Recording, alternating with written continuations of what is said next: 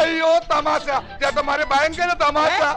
കുടുംബ ഐക്യത്തെക്കുറിച്ച് നവമാധ്യമങ്ങളിലൂടെ നല്ല ഡയലോഗ് അടിക്കുന്ന ദമ്പതികൾ ഒടുവിൽ തമ്മിൽ തോന്നി അതങ്ങനെ വരൂ, അതങ്ങനെ സംഭവിക്കൂ.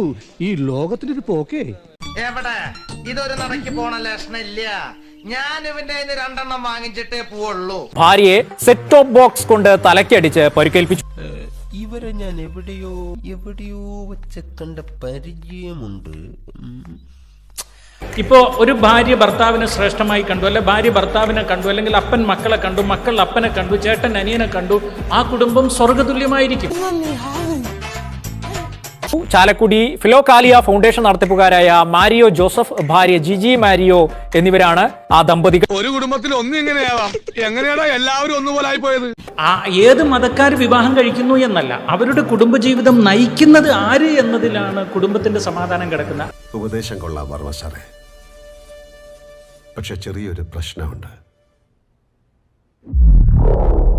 തന്റെ തന്തയല്ല എന്റെ തന്ത. നിനക്ക് എന്തുവാടാ? എന്റെ മുടിയെന്ന് വിടറാ, പെണ്ണ് പിടിയാ മുടിയെന്ന് വിടറാ. എനിക്ക് ബെറ്റർ ആയിട്ടുള്ള പീസ് കിട്ടണോ? പീസ് കിട്ടണമെങ്കിൽ എവിടെയാ ഞാൻ മാറ്റം വരുത്തേണ്ടത് എന്നാ ചിന്തിക്കേണ്ട.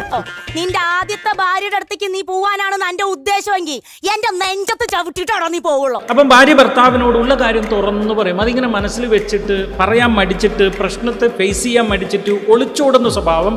അത് ഉത്തരം പറ. അത് പറങ്ങട്. നീ ഇപ്പൊ ചോദിച്ചതേ ഒരു ആദ്യം ഊള ആൻസറാ. ഭാര്യനെ പെർഫെക്റ്റ് ആക്കാൻ നോക്കണ്ട. നോക്കി നന്നാവാനൊന്നും പോണില്ല. മുട്ടുതേയും, മുടി നരച്ചു പോകും, കണ്ണുകളൊക്കെ കുഴിഞ്ഞു പോകും. അത്രേ ഉണ്ടാവും. ഇമേജ് കംപ്ലീറ്റ് പോയി.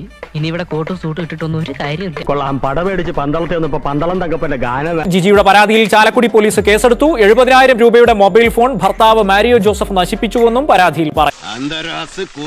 അവന്റെ അമ്മേരെ തള്ളെ കലിപ്പ് തീരണില്ലല്ലോ. അല്ലെങ്കിലും കുടുംബത്തിൽ വഴക്കില്ലാതിരിക്കണമെങ്കിൽ കുടുംബത്തെ ദൈവികമായി തന്നെ കാണാൻ പഠിക്കും. എന്തോ എങ്ങനെ ചേട്ടാ കുന്തിരിക്ക എനിക്ക് ഇഷ്ടമാണ് എന്ന് വെച്ചാൽ അതിന്റെ മൂട്ടിലിട്ട് പോയിക്കരുത് കേട്ടോ.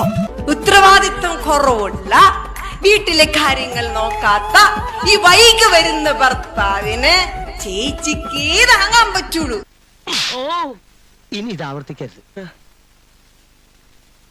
ആരും കണ്ടിട്ടില്ല. ദയവേദി ഇക്കാര്യം പുറത്ത് ആരോടും പറയരുത്. എനിക്കത് ക്ഷീണ. ജാമ്യം ലഭിക്കാവുന്ന വകുപ്പുകൾ പ്രകാരമാണ് കേസ്. കുറ്റം തെളിഞ്ഞാൽ 1 മാസം തടവ് ശിക്ഷയോ 5,000 രൂപയോ പിഴയായി ശിക്ഷയായി ലഭിക്കും. ഈ നാടിന്റെ ഈ അവസ്ഥയ്ക്ക് കാരണം ഇവന്മാരെ പോലുള്ള ഈരകാല മൃഗങ്ങളാണ്. ഇവരെ മാതൃകാപരമായി ശിക്ഷിക്കണം. മിനിമം തൂക്കുമരം. അവസാനം നോക്കുമ്പോ സമയ